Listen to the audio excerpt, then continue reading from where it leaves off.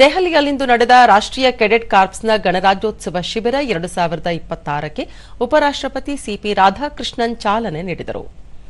ಈ ವೇಳೆ ಅವರು ಪ್ರಧಾನಿ ನರೇಂದ್ರ ಮೋದಿ ನೇತೃತ್ವದಲ್ಲಿ ಇಂದು ರಕ್ಷಣಾ ಕ್ಷೇತ್ರವು ಶಕ್ತಿಶಾಲಿಯಾಗಿ ಹೊರಹೊಮ್ಮುತ್ತಿದೆ.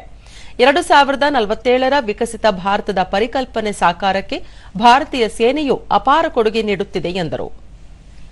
ಎನ್ಸಿಸಿ ಕೆಡೆಟ್ಗಳಷ್ಟೇ ಅಲ್ಲ, ಬದಲಾಗಿ ನವಭಾರತದ ರಾಯಭಾರಿಗಳು. ಶಿಸ್ತು, ಜವಾಬ್ದಾರಿಯಿಂದ ಮುನ್ನಡೆಯುವ ಜೊತೆಗೆ ಆತ್ಮನಿರ್ಭರ ಭಾರತ ಹಾಗೂ ಬಲಿಷ್ಠ ಭಾರತ ನಿರ್ಮಾಣದಲ್ಲಿ ಮಹತ್ವದ ಕೊಡುಗೆ ನೀಡುವಂತಹವರು ಎಂದು ಹೇಳಿದರು. ಎನ್ಸಿಸಿ ಕೆಡೆಟ್ಗಳು ಇಂದು ದೇಶ ಸೇವೆಯಲ್ಲಿ ತಮ್ಮನ್ನು ಸಮರ್ಪಿಸಿಕೊಂಡಿರುವುದು ಅತ್ಯಂತ ಹೆಮ್ಮೆಯ ಸಂಗತಿಯಾಗಿದೆ.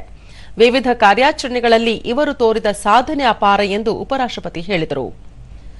ಆಪರೇಷನ್ ಸಿಂಧೂರದ ಮೂಲಕ ಭಾರತೀಯ ಸೇನೆಯ ಶಕ್ತಿಯನ್ನು ಇಡೀ ವಿಶ್ವ ನೋಡಿದೆ ಎಂದ ಉಪರಾಷ್ಟ್ರಪತಿ ಸಿಪಿ ರಾಧಾಕೃಷ್ಣನ್, ಈ ಕಾರ್ಯಾಚರಣೆಯಲ್ಲಿ 75,000 ಎನ್ಸಿಸಿ ಕೆಡೆಟ್ಗಳು ಭಾಗವಹಿಸುವ ಮೂಲಕ ಸಾಧನೆ ತೋರಿದ್ದಾರೆ ಎಂದರು.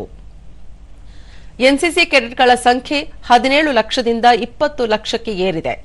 ಇದು ಶೇಕಡಾ 40ರಷ್ಟು ಬಾಲಕಿಯರ ಕೆಡೆಟ್ಗಳನ್ನು ಒಳಗೊಂಡಿರುವುದು ವಿಶೇಷವಾಗಿದೆ ಎಂದರು. You are not just participants in a camp. You are the ambassadors of a new India. The discipline you practice, the leadership you demonstrate, and the sense of responsibility you develop here will define your role in building an Atmanirbhar and a strong India, that is Viksit Bharat.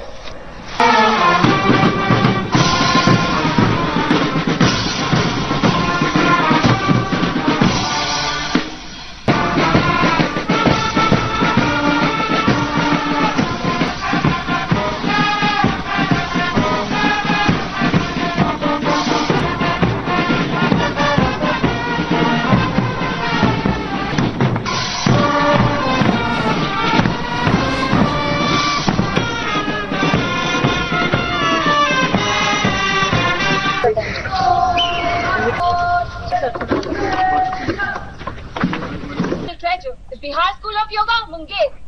It's very creative also. Yes. My fellow cadets, we'll now guide you through this hall. I hope you have a wonderful visit. Jan sir.